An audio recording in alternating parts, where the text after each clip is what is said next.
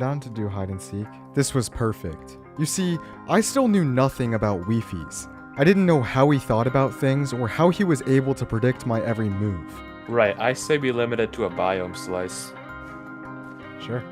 And no mining or placing blocks. On the outside, something like hide and seek was a friendly game between me and him.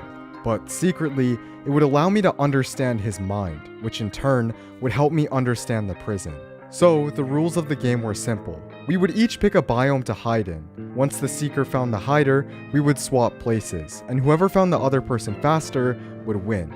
Weefies and I agreed that I would hide first, so I picked the mangrove swamp biome, which arguably was the most dense biome that I could have picked. And it wasn't long until Weefies found me. How, bro? How?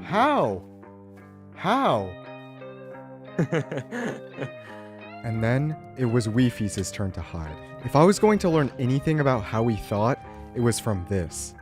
You chose the coral reef? Yeah. Out of all of the biomes? Something wrong? No.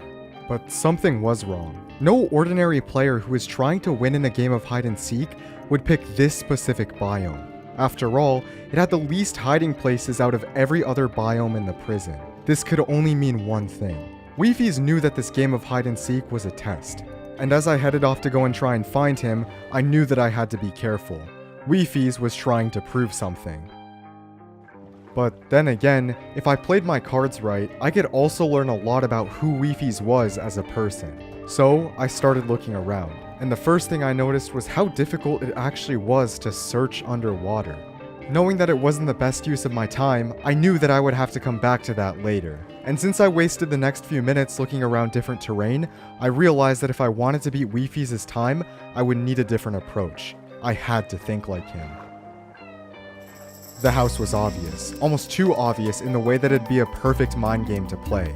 But of course, it was empty. When I first built my house, I also noticed that there was a jungle temple at the back of the island, but once again, nobody was hiding in here. I spent the next few minutes boating around and searching every last bit of the biome that I could, but the more I searched, the more I realized that if Weefies was hiding anywhere, it was in the water somehow. And that was when I noticed a small underwater cave. By this point, I had searched practically every other section of the biome, and although the chances that Weefies was actually in here were very slim, I had to check.